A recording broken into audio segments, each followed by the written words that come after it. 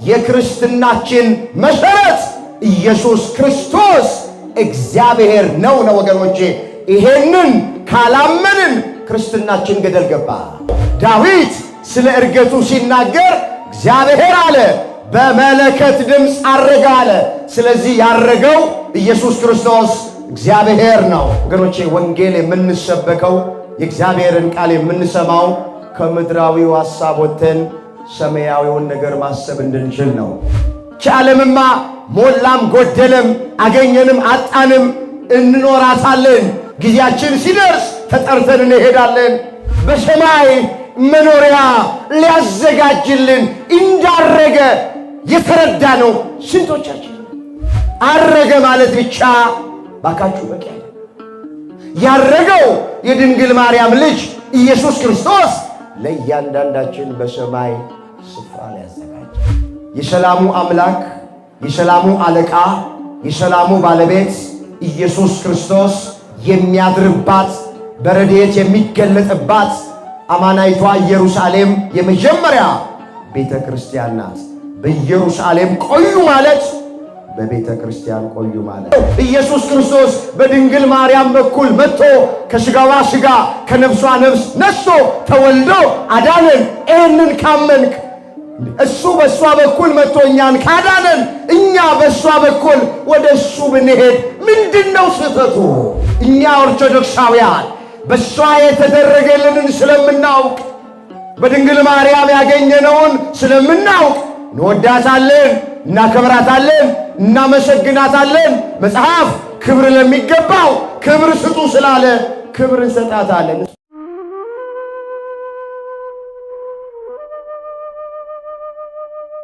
በስመ አብ ወወልድ ወመንፈስ ቅዱስ አሐዱ አምላክ አሜን።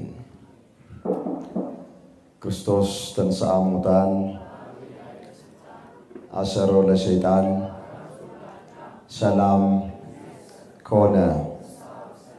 ለዛሬ እግዚአብሔር በሰጠን ጊዜና ሰዓት የምንማማርበት የትምህርታችን ርዕስ የሚሆነው በኢየሩሳሌም ቆዩ የሚል ይሆናል። ይህንን በርዕስነት ያነሳነውን ኃይለ ቃል በመጽሐፍ ቅዱሳችን ላይ ተመዝግቦ የምናገኘው በሉቃስ ወንጌል በምዕራፍ 24 ቁጥር 49 ላይ ይህንን በርዕስነት ያነሳነውን ኃይለ ቃል በዚህ ስፍራ ላይ የተናገረው የቃሉ ባለቤት የነገሥታት ንጉሥ የአማልክት አምላክ የጌቶች ጌታ የሆነው ኢየሱስ ክርስቶስ የተናገረው ቃል ለጊዜው በርዕስነት ያነሳነው ቃል የተነገረው ለደቀ መዛሙርቱ ነው። ለፍጻሜው ስለ ሁላችን የሚነገር ቃል ነው። በዚህ ርዕስ ውስጥ አስቀድመን ጌታችን ኢየሱስ ክርስቶስ ለምን እንዳረገና ከእርገቱ እኛ የምንማረው ነገር ምን እንደሆነ እንመለከታል። በሁለተኛ ደረጃ በኢየሩሳሌም ቆዩ ሲል ምን ማለቱ ነው የሚለውን ተመልክተን ትምህርታችንን እንቋጨዋለን። አሁንም የአባቶቻችን አምላክ እግዚአብሔር በጉባኤያችን መካከል ተገኝቶ የቃሉን ደጅ ለሁላችንም ከፍቶ ያስተምረን ዘንድ የእሱ ቅዱስ ፍቃዱ ይሆነልን። በርዕስነት ያነሳነው ቃል ጌታችን ኢየሱስ ክርስቶስ በዚህ ምድር ሊሰራ ያለውን ፈጽሞ ከማረጉ በፊት ወደ ሰማይ ሰማያት ከመውጣቱ በፊት ደቀ መዛሙርቱን ሰብስቧቸው ተናግሮታል። ጥቂት ነገር ወደ ኋላ መለስ ብለን ወደ ርዕሳችን መሰረታዊ ሐሳብ መምጣት ይቻለን ዘንድ እንመለከታለን። የሉቃስ ወንጌል ምዕራፍ 24 ቁጥር 48 ጀምሮ መለከተዋል። እናንተም ለዚህ ምስክሮች ናችሁ። እነሆ አባቴ የሰጠውን ተስፋ እኔ እልክላችኋለሁ። እናንተ ግን ከላይ ኃይልን እስክትለብሱ ድረስ በኢየሩሳሌም ከተማ ቆዩ ብሏቸዋል።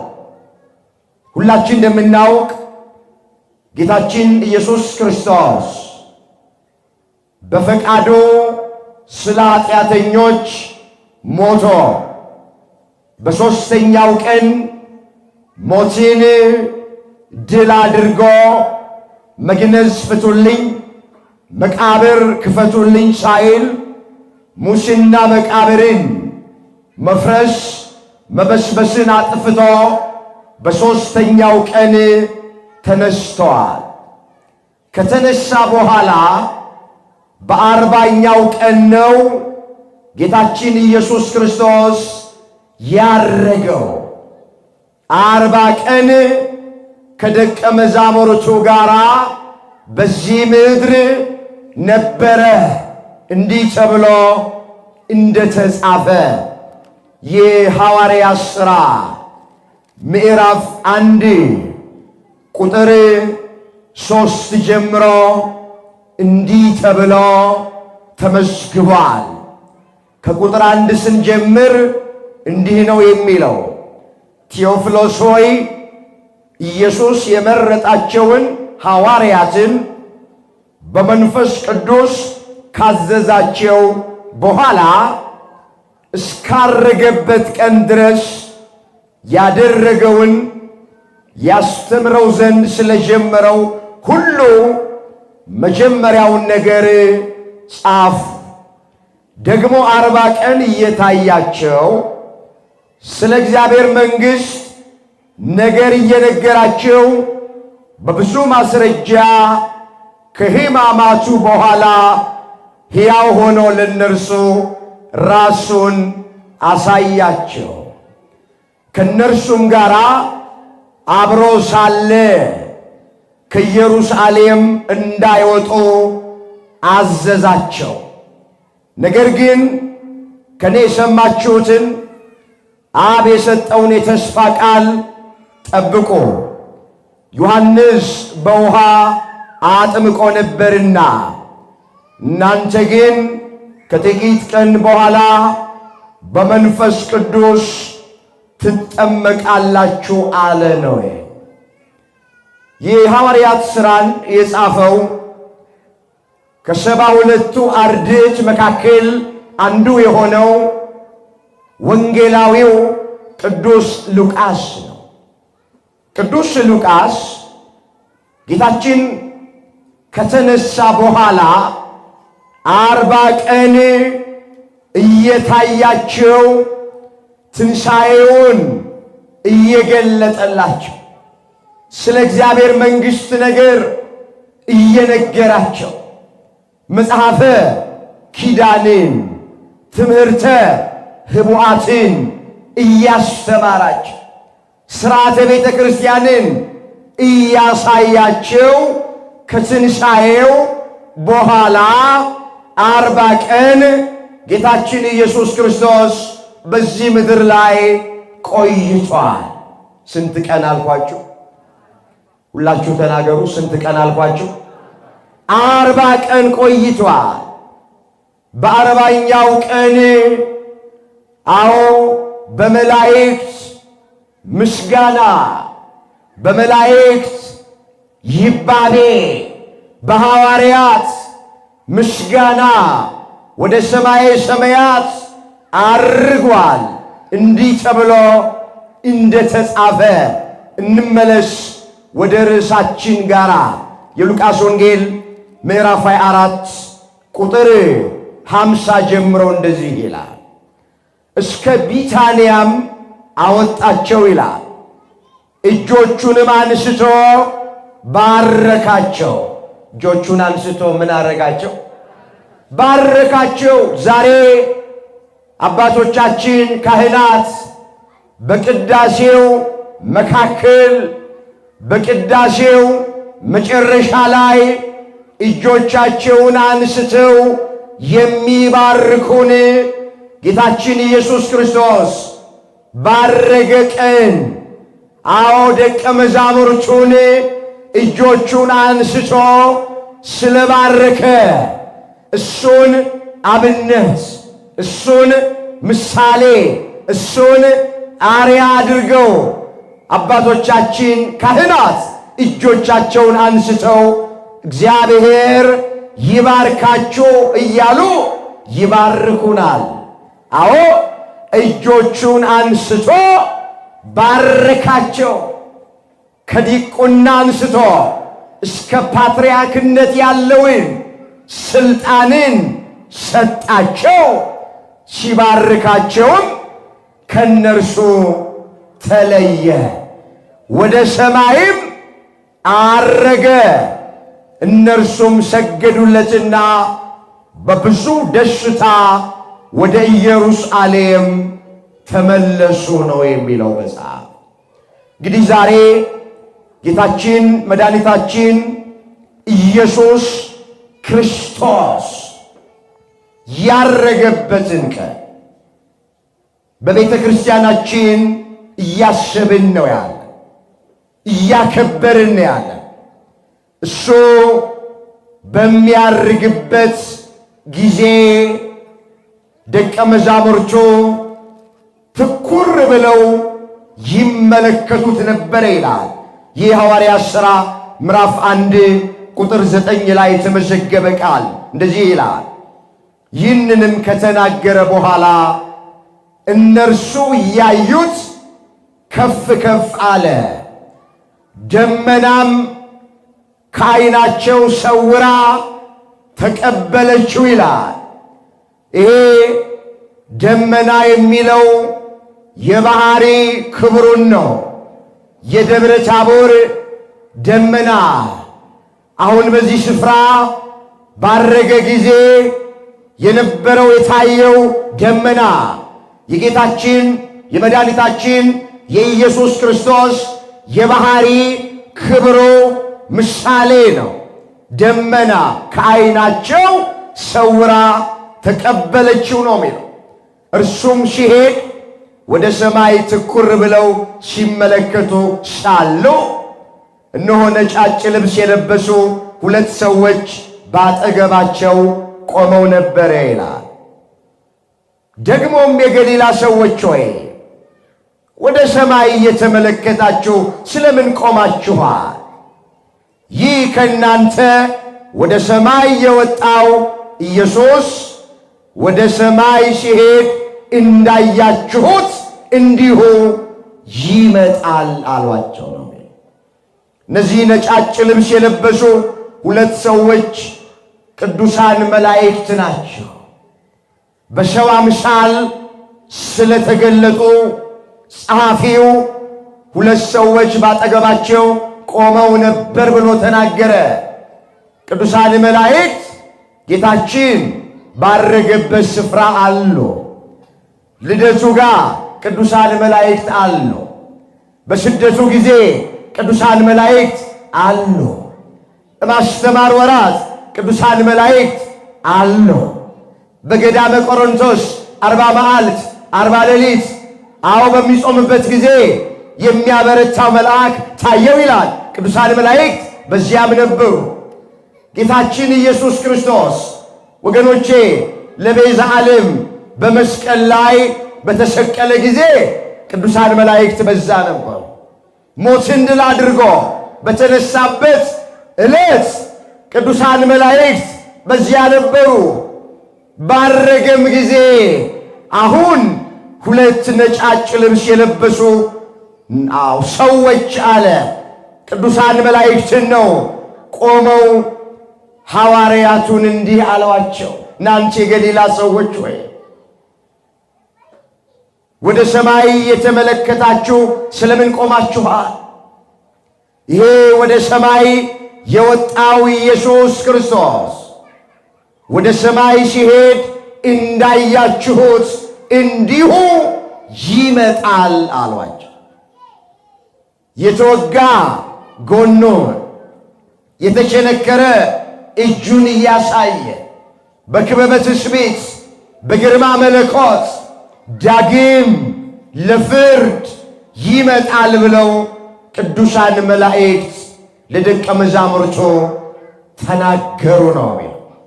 አምላካችን እግዚአብሔር በደቀ መዛሙርቱ አይን የሱን እርገት አይተናልና ተመልክተናልና ለበዓለ እርገቱ ያደረሰን አምላክ ስሙ የተመሰገነ ይሁን። ከፍ አድርጋችሁ አመስግኑት እስኪ ይሄንን አምላክ። ክብር ምስጋና ለስሙ ይሁን።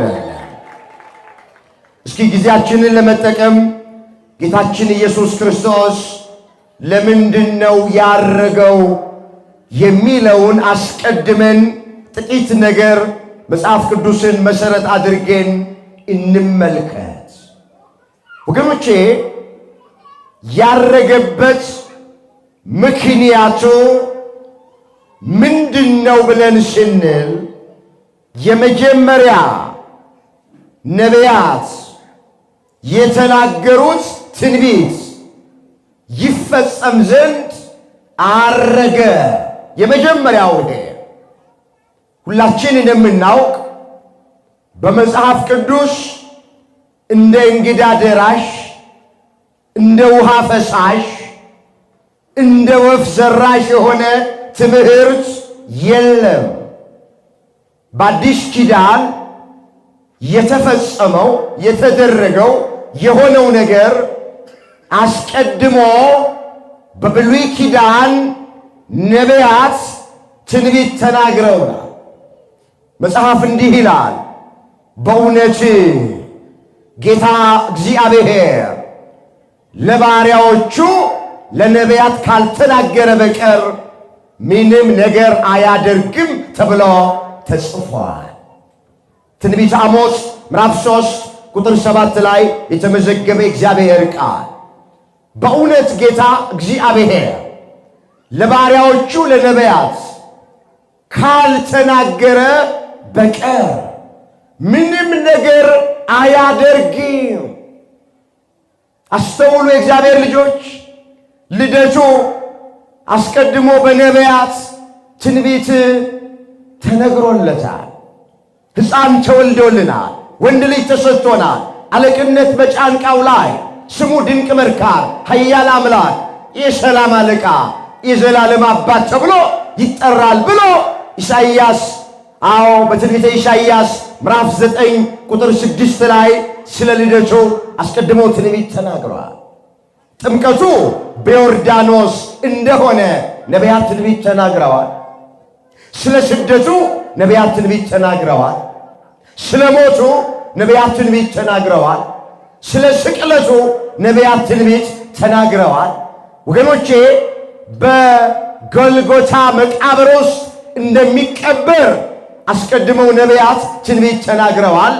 ሞትን ድል አድርጎ እንደሚነሳ አስቀድመው እነ ዳዊት ትንቢት ተናግረዋል። እግዚአብሔር ከእንቅልፉ እንደሚነቃ ተነሳ፣ የወይን ስካር እንደተወው እንደ ኃያል ሰው ጠላቶቹን በኋላው መታ ብሎ በመዝሙር 77 ቁጥር 65 ላይ ዳዊት ስለ ትንሣኤው አስቀድሞ ትንቢት ተናግሯል። እርገቱም አስቀድሞ ዳዊት ትንቢት ተናግሮለታል። ምን ብሎ? እግዚአብሔር በእልልታ አረገ ብሎ በዚህ በዳዊት መዝሙር በመዝሙር 46 ቁጥር 5 ላይ እንዲህ ተብሎ ተጽፏል። እግዚአብሔር አለ በመለከት ድምፅ አረገ። በምን ድምፅ? ሁላችሁ ተናገሩ። በምን ድምፅ? በመለከት ድምፅ አረገ። ዘምሩ፣ ለአምላካችን ዘምሩ፣ ዘምሩ፣ ለንጉሳችን ዘምሩ። እግዚአብሔር ለምድር ሁሉ ንጉሥ ነውና በማስተዋል ዘምሩ። በማስተዋል ምን በሉ? አቤት ዘምሩ። ይህ ትንቢት ይፈጸም ዘንድ ጌታችን መድኃኒታችን ኢየሱስ ክርስቶስ ከሙታን ተለይቶ በተነሳ በ40ኛው ቀን ደቀ መዛሙርቱ እያዩት ወደ ሰማይ አርጓል። እግዚአብሔር በመለከት ድምፅ አረገ ተብሎ እንደተጻፈ እግረ መንገዳችን ያረገው ኢየሱስ ክርስቶስ እግዚአብሔር ነው። የሁላችሁ ዛሬ በዓለማችን ላይ ትልቁ ጥያቄ በኢየሱስ ክርስቶስ ላይ እግዚአብሔር ነው ወይስ እግዚአብሔር አይደለም ነው ጥያቄ። የክፍለ ዘመናችን ጥያቄ ይሄ ነው። ብዙ ሃይማኖቶች የተፈበረኩት፣ ብዙ ሃይማኖቶች የተመሰረቱት ይሄ ሁሉ ልዩነት፣ ክፍፍል በኢየሱስ ክርስቶስ አምላክነት እግዚአብሔርነት ባለማመን ነው። አንዳንዶቹ ለስም አጠራሩ ክብር ይግባውና ፍጡር የሚሉት አሉ። አምላክነቱን እግዚአብሔርነቱን አይቀበሉም። የክርስትናችን መሰረት ኢየሱስ ክርስቶስ እግዚአብሔር ነው ወገኖቼ። ይሄንን ካላመንን ክርስትናችን ገደል ገባ። ኢየሱስ ክርስቶስ እግዚአብሔር እንደሆነ ከሦስቱ አካል አንዱ አካል ከሦስቱ ቅዱስ አንዱ ቅዱስ እንደሆነ ካላመንን ጾማችን ከንቱ ነው፣ ጸሎታችን ከንቱ ነው፣ ጠዋት ማታ ወደ መቅደስ መገስገሳችን ከንቱ ነው። ዳዊት ስለ እርገቱ ሲናገር እግዚአብሔር አለ በመለከት ድምፅ አረገ አለ። ስለዚህ ያረገው ኢየሱስ ክርስቶስ እግዚአብሔር ነው። ክብር ምስጋና ለስሙ ይሆን። አመስግኑት ይህንን አምላክ። እግዚአብሔር ነው፣ እሱ አምላክ ነው። ስለዚህ በመጀመሪያ ጌታችን ለምንድነው ያረገው ብለን ስንል ነቢያት የተናገሩት ትንቢት ይፈጸም ዘንድ አረገ ነው መልሳችን። በአዲስ ኪዳንም አስተውላችሁ ከሆነ የጌታችንን ትንሣኤ ከሁሉም ተቀድማ ያየችው መግደላዊት ማርያም ናት። ለመግደላዊት ማርያም ስለ እርገቱ እንዲህ ብሎ አስቀድሞ ተናግሯል። የዮሐንስ ወንጌል ምዕራፍ 20 ቁጥር 17 ጀምሮ ተመልከቱ። እንደዚህ ይላል፣ ገና ወደ አባቴ አላረግኩምና አትንኪኝ አላት። ነገር ግን ወደ ወንድሞቼ ሄደሽ እኔ ወደ አባቴና ወደ አባታችሁ ወደ አምላኬና ወደ አምላካችሁ አርጋለሁ ብለሽ ንገሪያቸው አላት። መግደላዊት ማርያም እንደታዘዘች ለደቀ መዛሙርቱ ሄዳ ተናገረች። እኔ የምፈልገው ምንድን ነው? ወደ አባቴ ወደ አባታችሁ ወደ አምላኬና ወደ አምላካችሁ አርጋለሁ አለ። ምን እላለሁ? ምን እላለሁ? አርጋለሁ። አዎ ለምን ይሄን ተናገረ ያሉ እንደሆነ ደቀ መዛሙርቱ በክርስቶስ ትንሣኤ ደስ ብሏቸዋል። ነገር ግን የተነሳው በዚህ ምድር ለዘላለም ለመኖር ሳይሆን 40 ቀን ብቻ ነው ከነሱ ጋር የሚቆየው። ስለዚህ ሐሳባቸው ምድራዊ ሆኖ እንዳይቀር፣ ሐሳባቸው ሰማያዊ እንዲሆን፣ አዎ እንደሚያርግ ሄደሽ ንገራቸው አለ። ምድራዊ ንጉሥ በዚህ ምድር ላይ ለዘላለም ነግሶ የሚኖር እንዳይመስላቸው ልባቸው ከምድር ወደ ሰማይ እንዲወጣ ምድራዊውን ብቻ ሳይሆን ሰማያዊውን ነገር ማሰብ እንዲችሉ ሄደሽ ለደቀ መዛሙርቱ ወደ አባቴ ወደ አባታችሁ ወደ አምላኬና ወደ አምላካችሁ አርጋለሁ ብለሽ ንገሪያቸዋል። ወገኖቼ ወንጌል የምንሰበከው የእግዚአብሔርን ቃል የምንሰማው ከምድራዊው ሐሳብ ወጥተን ሰማያዊውን ነገር ማሰብ እንድንችል ነው። እግዚአብሔር የምድሩን ብቻ ሳይሆን የሰማዩንም እንድናስብ ሁላችንን በቸርነቱ ይርዳል። እዚህ ምድር ላይ ጥቂት ጊዜ ነው የምንለው። ብዙ ሰው ቤተ ክርስቲያን መጥቶ ሁልጊዜ ስለ ሽሮና ስለ በርበሬ እንዲሰበክለት የሚፈልግ ሰዋል። ሁልጊዜ ባለጸጋ ትሆናለህ፣ ሁልጊዜ ሀብታም ትሆናለህ፣ ሁልጊዜ ይሳካልሃል፣ ሁልጊዜ ታገኛለህ፣ ሮጠህ ትቀድማለህ በቃ ተብሎ እንዲሰበክለት ይፈልጋል። ስለ ሰማያዊው ነገር ማሰብ ብዙ ጊዜ ትተናል። አንዳንድ ጊዜ እኛም አገልጋዮች ህዝቡን ምድራዊ አድርገን አስቀምጠነዋል። ባካችሁ ቤተ ክርስቲያን መተን ወንጌል የምንሰማው የእግዚአብሔርን ቃል የምንሰማው የምንማረው ልባችንን ከምድር ወደ ሰማይ እንድናወጣው ሐሳባችን ምድራዊ ሆኖ እንዳይቀር ነው። ዓለምማ ሞላም ጎደለም አገኘንም አጣንም እንኖራታለን። ጊዜያችን ሲደርስ ተጠርተን እንሄዳለን። ሰማያዊውን ነገር ማሰብ እንዲችሉ ነው ለመግደላዊት ማርያም ኢየሱስ ክርስቶስ ሂጂና ንገሪያቸዋል። ወደ አባቴ ወደ አባታችሁ ወደ አምላኬና ወደ አምላካችሁ አርጋለሁ ብለሽ ለደቀ መዛሙርቱ ንገሪያቸው።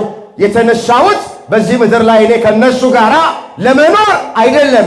እኛም እዚች ምድር የምንኖረው ጥቂት ጊዜ ነው። የዘላለም መኖሪያችን እግዚአብሔር ነው። አገራችንም በሰማይ ነው። እግዚአብሔር ለዛ ክብር ሁላችንን በቸርነቱ ያብቃል። ስለዚህ የመጀመሪያው ከጌታችን እርገት ምን እንማራለን?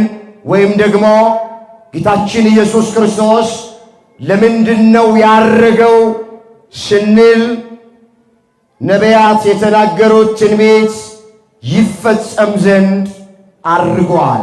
ወደ ሁለተኛው ጊዜያችንን መጠቀም እንደነች። በሁለተኛ ደረጃ ያረገበት ምክንያት ምንድነው ስንል ለኛ ለክርስቲያኖች በሰማይ ስፍራ ሊያዘጋጅልን አረገ። ምን ሊያዘጋጅ? አቤት ስፍራ ሊያዘጋጅ። እንዲህ ተብሎ እንደተጻፈ የዮሐንስ ወንጌል ምዕራፍ 14 ቁጥር 1 ጀምሮ እንዲህ ተብሎ ተጽፏል። ልባችሁ አይታወክ፣ በእግዚአብሔር እመኑ፣ በእኔም ደግሞ እመኑ። በአባቴ ቤት ብዙ መኖሪያ አለ። እንዲስ ባይሆን ባልኳችሁ ነበር። ስፍራ አዘጋጅላችሁ ዘንድ እሄዳለሁ። ሄጄም ስፍራ ባዘጋጀውላችሁ እኔ ባለሁበት እናንተ ደግሞ እንድትሆኑ ሁለተኛ እመጣለሁ፣ ወደ እኔም እወስዳችኋለሁ አላቸው። ወደ እኔ ምን እላችኋለሁ? አቤት እወስዳችኋል። ቃሉን አስተውሉት። ልባችሁ አይታወክ ብሎ ነው የጀመረው። ለምን? ደቀ መዛሙርቱ ከነሱ እንደሚለያቸው ወደ ሰማይ ሰማያት እንደሚወጣ እንደሚያርግ በሚነግራቸው ጊዜ ያዝኑ ነበረ። ሁሉን ትተን የተከተልነው እሱ ነው። እሱ ደግሞ እሄዳለሁ ይላል። እኔ ብሄድ ይሻላችኋል ይለናል። እሱ ከሄደ ስንራብ ማን ያበላል? ስንጠማ ማን ያጠጣል?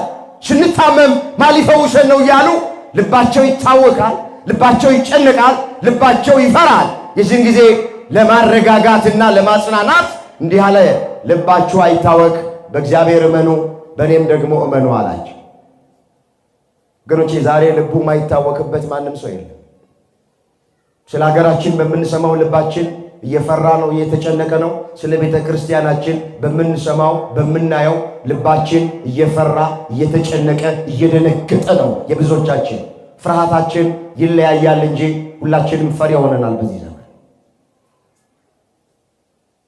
ቃሉን አስተውሉት። ልባችሁ አይታወክ ካላቸው በኋላ ልባችሁ እንዳይታወክ መፍትሄው በእግዚአብሔር እመኑ ነው ያላቸው። ልባችሁ አይታወክ፣ በእግዚአብሔር እመኑ አላቸው ደቀ መዛሙርት። እሄዳለሁ ከናንተ እለያለሁ ከናንተ አርጋለሁ ብዬ ስላችሁ ልባችሁ አይታወክ፣ አይደንግጥ። ወላጆች እንደሌላቸው ልጆች አልተዋችሁም። የኔ መሄድ ይሻላችኋል። እኔ ካልሄድኩ አጽናኙን፣ አዎ መንፈስ ቅዱስን አልክም፣ አይመጣም። ስለዚህ የኔ መሄድ ይሻላችኋል እያለም ያጽናናቸው ነበር። እሱ ሲሄድ ነው መንፈስ ቅዱስ የሚመጣውና ለዚህ ነው ያመጣው። ልባችሁ አይታወክ አለ፣ በእግዚአብሔር እመኑ በእኔም ደግሞ እመኑ አለና በአባቴ ቤት ብዙ መኖሪያ አለ አለ። እስኪ በአባቴ ቤት በሉ፣ ብዙ መኖሪያ አለ። ወንድሞቼና እህቶቼ ይሄ ድምፅ የሚሰማችሁ በምድር መኖሪያ ላይኖረን ይችላል። እግዚአብሔር በሰማይ መኖሪያ አዘጋጅቶልናል። አመስግኑት ይህንን አምላክ። ክብር ምስጋና ለስሙ ይሁን። በአባቴ ቤት ብዙ መኖሪያ አለ፣ ስፍራ አዘጋጅላችሁ ዘንድ እሄዳለሁና። ምን አዘጋጅ? ምን አዘጋጅ? ያረገው ስፍራ ሊያዘጋጅ ነው ያለው። ለዚህ ነው ስንቶቻችንን ስፍራ ሊያዘጋጅልን እንዳረገ የምናውቅ። በሰማይ መኖሪያ ሊያዘጋጅልን እንዳረገ የተረዳ ነው ስንቶቻችን። አረገ ማለት ብቻ ባካችሁ በቂ አይደለም። ያረገው የድንግል ማርያም ልጅ ኢየሱስ ክርስቶስ ለእያንዳንዳችን በሰማይ ስፍራ ሊያዘጋጅ ነው። አሁን ይኸው እዚሁ መቀመጫ ስፍራ አለን አይደል? ቤተክርስቲያን ስንመጣ አንዳንድ ሰዎች ቅዳሴ እንኳን ሊያስቀድሱ ሲመጣ የራሳቸው ስፍራ አላቸው። እናቶች፣ አባቶች ማንም ሰው እንዲነካባቸው ማይፈልጉት እሺ በቃ የኔ ቦታ ናት የሚለው። ጉባኤም ስንመጣ ቁጭ ብለን ድምፁን የምንሰማበት ይኸው ስፍራ አለ። ስትወጡ፣ ስትገቡ፣ ስትቀመጡ፣ ስትነሱ ለራሳችሁ መንገር ያለባችሁ በሰማይም ከሞት በኋላ ኢየሱስ ክርስቶስ ካረገ በኋላ ለእያንዳንዳችን በሰማይ ስፍራ አዘጋጅቶልናል። አመስግኑት ይህንን ጌታ። ክብር ምስጋና ለእሱ። ስለዚህ በሁለተኛ ደረጃ ለምንድን ነው ያረገው ስንል ለክርስቲያኖች በሰማይ ምን ሊያዘጋጅላቸው? ምን ሊያዘጋጅላቸው? ስፍራ ሊያዘጋጅላቸው። እንሂድ ወደ ሶስተኛው። ሶስተኛ ለምንድን ነው ያረገው ብለን ስንል ጌታችን ያረገበት ምክንያት የእውነተኛ ክርስቲያኖች የእውነተኛ ጻድቃንን እርገት ያስረዳ ዘንድ እሱ አርጓል። በቤተ ክርስቲያናችን በሚነበበው ስንክሳር በሚባል መጽሐፍ ላይ አርገ እግዚአብሔር ከመያለቡ እርገተ ጻድቃን ንጹሃን የሚል ቃል ተመዝግቧል። የንጹሃን ጻድቃንን እርገት ያረጋግጥ ዘንድ እግዚአብሔር ወልድ አረገ ተብሎ ተጽፏል። አዎ የክርስቲያኖቹን የአማኞቹን የጻድቃንን የቅዱሳንን እርገት ያስረዳ ዘንድ ያረጋግጥ ዘንድ ነው በአርባኛው ቀን ኢየሱስ ክርስቶስ ወደ ሰማየ ሰማያት ያረገው። ሶስተኛው ለምን አረገ ስንል የኛንም እርገት ያስረዳል። አሁን አንዳንድ ሰዎች እመቤታችን አረገች ብለን ስንል ለመቀበል ግራ የሚገባቸው ሰዎች፣ ጆሮአቸውን የሚያሳክካቸው ሰዎች አሉ። ኢየሱስ ክርስቶስ አረገ ስንል የማይቀበሉ ሰዎች እንዳሉ ታውቃላችሁ። ትንሣኤውን ያልተቀበሉ አሉ። ደቀ መዛሙርቱ ሥጋውን ሰርቀውታል የሚሉ አልተነሳም የሚሉ ሰዎች አሉ። አረገ ስንል እርገቱን ማይቀበሉ ሰዎች አሉ። የእሱን እርገት የማይቀበሉ የእናቱ የእመቤታችን የቅድስት ድንግል ማርያምን እርገት ማይቀበሉ ሰዎች አሉ። የሚገርማችሁ እናትና ልጁ ብቻ ሳይሆኑ ገና እኛም በጊዜው እናርጋለን። መጽሐፍ እንደዚህ ይላል። ላነበው ፈልጋለሁ። እስኪ ቃል ሁላችሁም ተመልከቱት።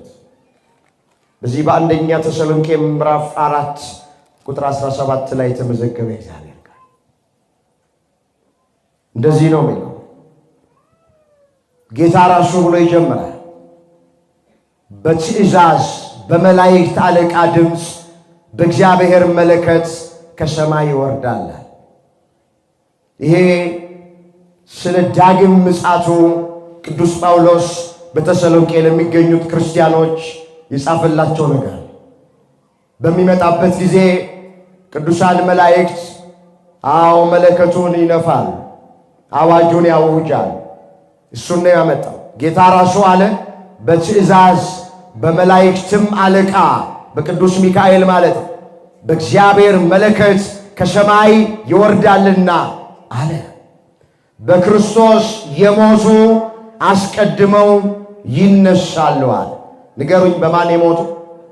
በክርስቶስ የሞቱ ማለት በክርስቶስ የባህሪ አምላክነት አምነው የሞቱ ስለ ኃጢአተኞች እንደሞተ እንደተቀበረ በሦስተኛው ቀን እንደተነሳ ዳግም ደግሞ ለፍርድ እንደሚመጣ የሚያምኑ ማለት ነው። በክርስቶስ የሞቱ ማለት በክርስቶስ አምነው የሞቱ አስቀድመው ይነሳሉ አለ።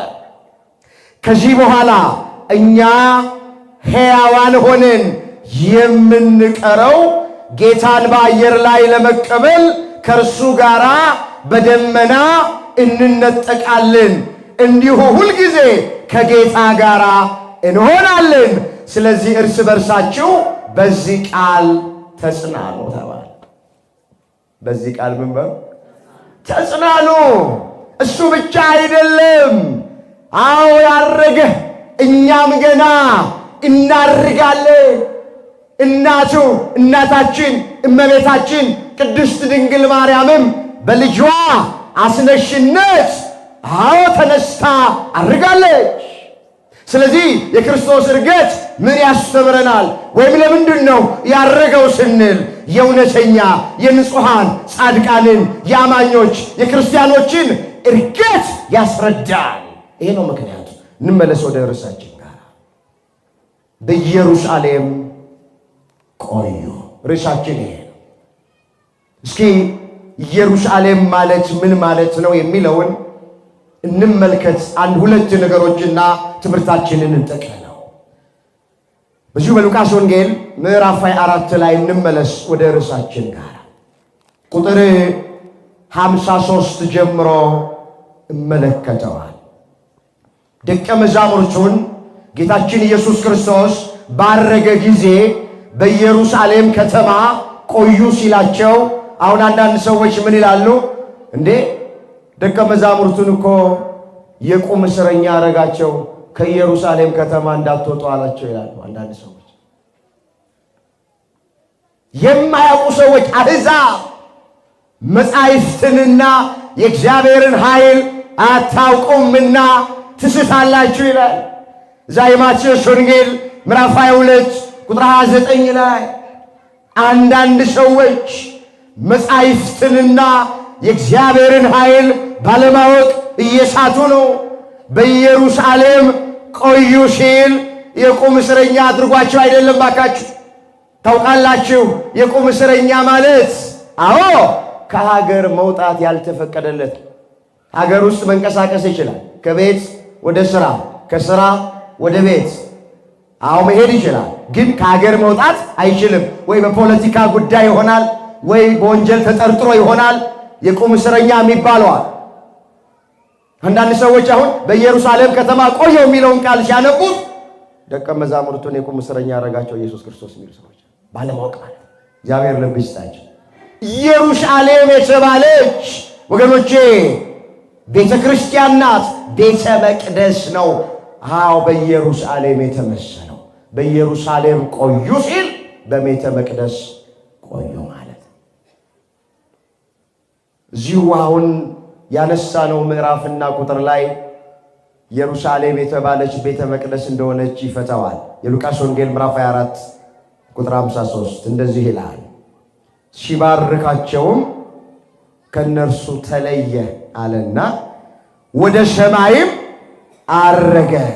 እነርሱ ሰገዱለትና በብዙ ደስታ ወደ ኢየሩሳሌም ተመለሱ። ዘወትርም እግዚአብሔርን እያመሰገኑና እየባረኩ በመቅደስ ኖሩ። ቤት ኖሩ። የት ቆዩ ነበር ያላቸው? አቤት በኢየሩሳሌም ምን በሉ ነበር ያላቸው? ቆዩ። ጌታችን ካረገ በኋላ እግዚአብሔርን እያመሰገኑና እየባረኩ በመቅደስ ኖሩ። ኢየሩሳሌም የተባለች ቤተ መቅደስ ናት። ጌታችን ካረገ በኋላ ደቀ መዛሙርቱ በመቅደስ ነበር የኖሩት። አምላካችን እግዚአብሔር ከቤቱ ሁላችንን በቸርነቱ ያውጣል። በኢየሩሳሌም ከተመሰለች ቤተ ክርስቲያን፣ በኢየሩሳሌም ከተመሰለች ቤተ መቅደስ እግዚአብሔር ሁላችንን በቸርነቱ አይለየን። ወገኖቼ ኢየሩሳሌም ማለት እግረ መንገዳችንን የቃሉ ትርጉም የሰላም ሀገር ማለት፣ ቤተ ክርስቲያን የሰላም መገኛ ናት። መጽሐፍ ከፊተኛው ቤት ይልቅ የዚህ የሁለተኛው ቤት ክብር ይበልጣል፣ በዚህ ስፍራ ሰላሜን እሰጣችኋለሁ ተብሎ ተጽፏል። እዛ ትንቢተ ሐጌ ምዕራፍ 2 ቁጥር 9 ላይ በኢየሩሳሌም በቤተ መቅደስ ስንኖር ሰላም አለ። የሰላሙ አምላክ፣ የሰላሙ አለቃ፣ የሰላሙ ባለቤት ኢየሱስ ክርስቶስ የሚያድርባት በረድኤት የሚገለጥባት አማናይቷ ኢየሩሳሌም የመጀመሪያ ቤተ ክርስቲያን ናት። በኢየሩሳሌም ቆዩ ማለት በቤተ ክርስቲያን ቆዩ ማለት። ዛሬ ብዙ ሰዎች በኢየሩሳሌም ከተመሰለች ከቤተ መቅደስ ከቤተ ክርስቲያን ጠፍተዋል። ከጉባኤ የማይለዩ፣ ከቅዳሴ የማይለዩ፣ ከአገልግሎት የማይለዩ የነበሩ ሰዎች አጥጋቢ ባልሆነ በተለያየ ምክንያት ቤተ ክርስቲያንን እርግፍ አድርገው ትተው ጀርባቸውን የሰጡ ሰዎች አሉ። ወገኖቼ ሰላም ያለን እዚህ ነው። እረፍት ያለን እዚህ ነው። ደስታ ያለን እዚህ ነው። ጥያቄያችን የሚመለሰው እዚህ ነው። እንባችን የሚታበሰው እዚህ ነው። እንቆቅልሻችን የሚፈታው እዚህ ነው። የምንረጋጋው በኢየሩሳሌም በቤተ ክርስቲያን እንዲህ ባለ ጉባኤ ቁጭ ብለን የእግዚአብሔርን ቃል ስንሰማ ነው። እውነት ሐሰት መስክሩ። እስኪ አሁን ያላችሁን ሰላም ሁላችሁ ማስተውሉት። በዚህ በእመቤታችን ደጅ ቁጭ ብለን አይደለም አገልጋይ ቆመው፣ አባቶች ቆመው፣ መምህራን ቆመው፣ ዘማሪያን ቆመው ምስጋና እየቀረበ ወንጌል እየተሰበከ ይቀርና ገና ወደ አጸዱ ስንገባ፣ ገና ወደ ቅጽረ ግቢው ስንገባ የሆነ እኮ ሸክም ከትከሻችን ላይ ይወርዳል እኮ። አስተውላችሁ ሆነ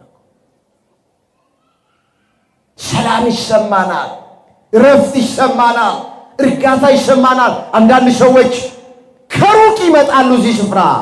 በተለይ ይሄ ስፍራ የበረከት ስፍራ ነው። የብዙ ሰዎች ነውር የተንከባለለበት ስፍራ ነው። የብዙ ሰዎች እንባ የታበሰበት ስፍራ ነው። ቁስቋም ማርያም ብዙ ልጅ ያጡ በልጅ የተባረኩበት፣ ጤና ያጡ ጤና ያገኙበት፣ ሰላም ያጡ በትዳራቸው ሰላም ያገኙበት፣ እንጀራ ያጡ እንጀራ ያገኙበት፣ ያልቃሾች እንባ የታበሰበት ስፍራ ነው ቁስቋም ማርያም። አመስግኗት ድንግል ማርያም ወላዲት አምላክን። የተደረገላችሁ አመስግኗት። በቃ በቤቱ ሰላም ነው ያለው። በኢየሩሳሌም ቆዩ ማለት ሄዳችሁ እዛ ኢየሩሳሌም በአውሮፕላን ተሳፍራችሁ እዛ ኑሩ ቆዩ ማለት አይደለም። ኢየሩሳሌም ቤተ ክርስቲያን ናት። የሰላም ቤት ናት። እቺ ቤት በቃ ዳዊት ምን ብሎ ነው የለመነው? እግዚአብሔርን አንዲት ነገር ለመንኩት እሷንም እሻለሁ፣ በሕይወቴ ዘመን ሁሉ በእግዚአብሔር ቤት እኖር ዘንድ መቅደሱንም እመለከት ዘንድ ብሎ ነው የለመነው። ባካችሁ ልመናችን በቤቱ ለዘላለም ለመኖር ይሁን። በቃ የሚቀድመው ልመና ይሁን። የዳዊት መዝሙር 26 ቁጥር 4 ላይ የተመዘገበ የእግዚአብሔር ቃል ነው። እንደዚህ ይላል፣ እግዚአብሔርን አንዲት ነገር ለመንኩት አለ፣ እርሷንም እሻለሁ አለ ዳዊት። በሕይወቴ ዘመን ሁሉ በእግዚአብሔር ቤት እኖር ዘንድ። በማን ቤት? በደንብ አስተውሉ። በሕይወቴ ዘመን ሁሉ በእግዚአብሔር ቤት እኖር ዘንድ። መቼ? በሕይወቴ ዘመን ሁሉ። አሁን ብዙ ሰዎች የእግዚአብሔርን ቤተ ክርስቲያንን የሚፈልጓት በሕይወታቸው ዘመን ለመኖር አይደል። ጤና ያጡ ሰዎች ጤና እስኪሰጣቸው ከዚህ ከቤተ ክርስቲያን ደጅ አይጠፉም። ጤና ሲያገኙ ጀርባቸውን ይሰጣል። ስራ ያጡ ሰዎች ስራ እስኪያገኙ ድረስ ከቤተ ክርስቲያን አይጠፉም። ስራ ሲያገኙ ለቤተ ክርስቲያን ጀርባቸውን ይሰጣል። ሲጨንቃቸው፣ እንቅልፍ ሲያጡ፣ ዙሪያው ገደል ሲሆንባቸው፣ ሰማይ ሲደፋባቸው፣ አጣብቂኝ ውስጥ ሲገቡ፣ አማራጭ ሲያጡ፣ ዓለም ፊቷን ስታዞርባቸው ለኔ የምትሻለኝ ቤተ ክርስቲያን ናት፣ ለኔ የሚሻለኝ እግዚአብሔር ነው ብለው ይመጣሉ። ጥሩ ነው መምጣታችን፣ ግን የመከራና የችግር ጊዜ ብቻ የእግዚአብሔር ሰዎች አንሆን ባካችሁ። ዳዊት ቃሉን አስተውሉት። በሕይወቴ ዘመን ሁሉ በእግዚአብሔር ቤት እኖር ዘንድ። መቼ እንድትነግሩኝ እፈልጋለሁ። መቼ? በሕይወታችን ዘመን ሁሉ ከእሱ ጋር በቤቱ አብረን እያመለክነው እንድንኖር እግዚአብሔር ሁላችንን ይርዳል። እግዚአብሔርን ደስ የሚያሰኘውን አይ ዘንድ አለና መቅደሱንም እመለከት ዘንድ አለ። ምኑን እመለከት ዘንድ? ስለዚህ የመጀመሪያ በኢየሩሳሌም ቆዩ ሲባል በቤተ ክርስቲያን ቆዩ ማለት ነው። ቅዳሴውን እያስቀደስ ነው፣ ኪዳኑን እያደረስ ነው፣ ሰዓታቱን ማህሌቱን እየቆም ነው። እንዲህ ባለ ጉባኤ ቁጭ ብለን ከአባቶቻችን እግር ስር ቃሉን እየሰማን ለእግዚአብሔር ክብር እየዘመርን ለዘላለም በቤቱ ጸንተን እንድንኖር ሁላችንን በቸርነቱ ይርዳል። ሁለተኛው ባጭሩ ተመልክቼ ትምህርቴን ጠቀልላለሁ። በኢየሩሳሌም ቆዩ ሲል አማናይቷ ኢየሩሳሌም ድንግል ማርያም ወላዲተ አምላክ ናት። ቅዱስ ኤፍሬም በውዳሴ ማርያም ድርሰቱ ላይ እመቤታችንን በኢየሩሳሌም መስሏት ተናግረዋል። ነቢያት በብሉይ ኪዳን በትንቢታቸው የአምላክ እናት ድንግል ማርያም ወላዲተ አምላክን ኢየሩሳሌም ብለው መስለዋት ተናግረዋል። ጥቂት ነገር ለአብነት አያል። በዚህ በትንቢተ ኢዩኤል በምዕራፍ 2 ቁጥር 32 ላይ በኢየሩሳሌም መድኃኒት ይገኛል ብሎ ነብዩ አስቀድሞ ተናግረዋል። እስኪ በኢየሩሳሌም መድኃኒት ይገኛል። ምን ይገኛል? ከየት? ከኢየሩሳሌም። ለጊዜው ከኢየሩሳሌም ሲል ስለ ሀገሪቱ ስለ ምድሪቱ የተነገረ ቃል መድኃኒት እንደሚወጣባት እንደሚወለድባት እንደሚገኝባት።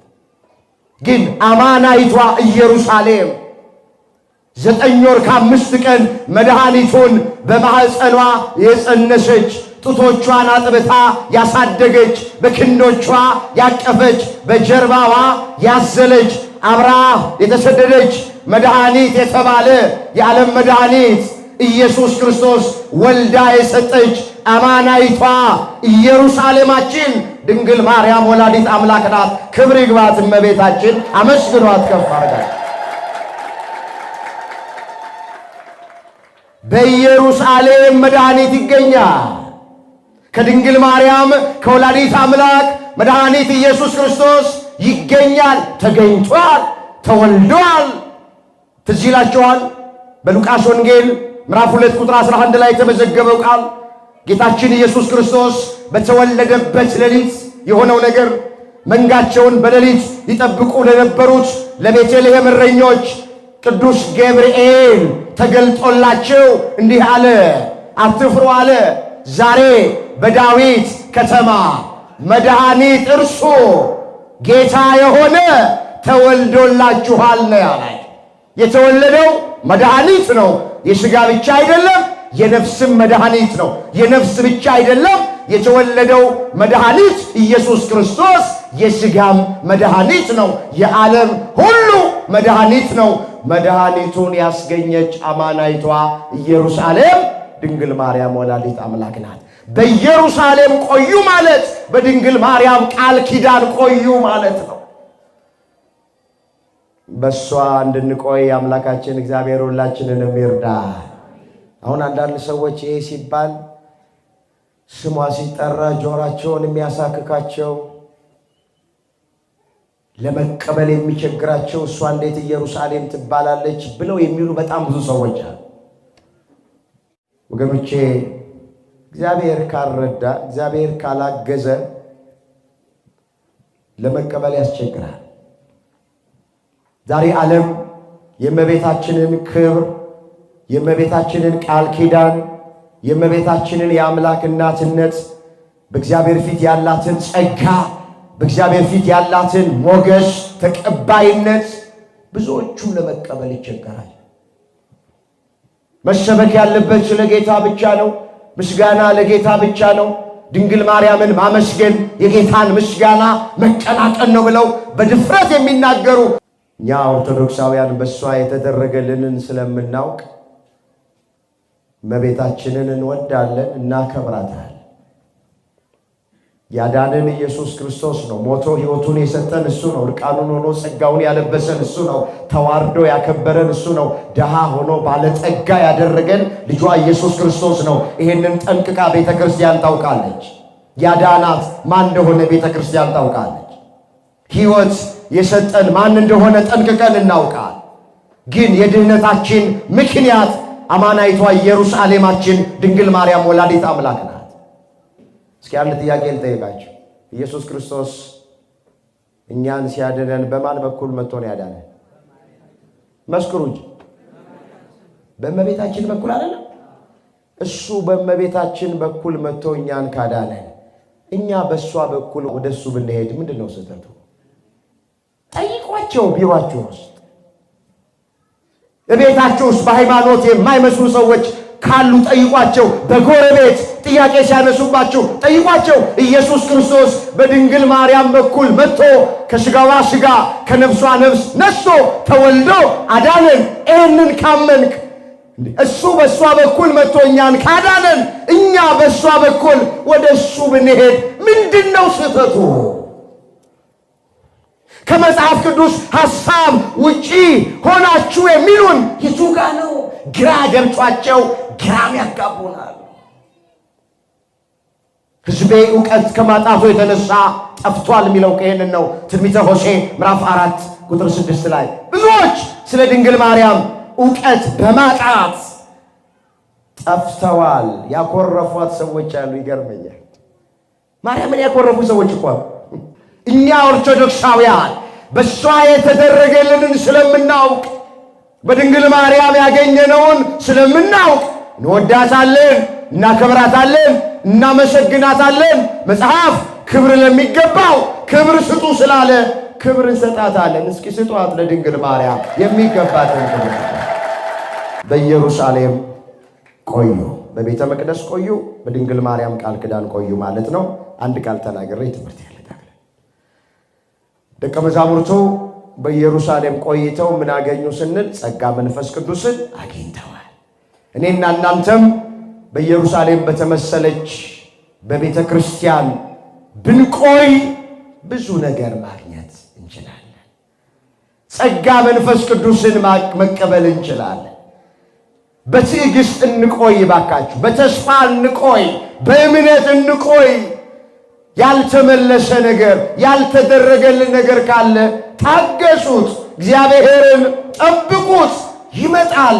ባረገ በ10ኛው ቀን ከሙታን ተለይቶ በተነሳ በ50ኛው ቀን በኢየሩሳሌም በቤተ መቅደስ ቆይተው ለነበሩት ለደቀ መዛሙርቱ ጸጋ መንፈስ ቅዱስ ተላከላቸው። መንፈስ ቅዱስ አደረባቸው። ያን ጊዜ አዝነው የነበሩ ተደሰቱ፣ ተጨንቀው የነበሩ ደቀ መዛሙርት ከጭንቀታቸው ተረጋጉ። ወገኖቼ ምስጢር ተገለጠላቸው። አርጅተው የነበሩ እንደገና ታደሱ። ወገኖቼ እኛም በመቅደስ በቤተ ክርስቲያን ታግሰን የቆየን እንደሆነ፣ በእምነት የቆየን እንደሆነ፣ በተስፋ የቆየን እንደሆነ፣ በትዕግስት የቆየን እንደሆነ ጥያቄያችን ይመለሳል፣ እንቆቅልሻችን ይፈታል፣ ታሪካችን ይቀየራል፣ የልባችን መሻት ይፈጸማል። ከኛ የሚጠበቀው በትዕግስት ሆኖ ማንን መጠበቅ ብቻ ነው? ዳዊት ቆይቼ እግዚአብሔርን ደጅ ጠናሁት እሱም ዘንበል አለልኝ ያለ የመጨረሻ ቃሌ ነው። መዝሙር 39 ቁጥር 1 ቆይቼ በሉ እስኪ እግዚአብሔርን ደጅ ጠናሁት እርሱም ዘንበል አለልኝ። ወደ ዳዊት ዘንበል ያለ አምላክ ወደኛም በቸርነቱ ዘንበል ይበልልን። ያስተማረን የመከረን የገሰጸን የአባቶቻችን አምላክ እግዚአብሔር ስሙ የተመሰገነ ይሁን። ድንግል ማርያም ጣዕሟን ባንደበታችን ፍቅሯን በልባችን ትሳለብን። በኢየሩሳሌም ቆዩ። እግዚአብሔር የሁላችንን መጨረሻ ያሳምር።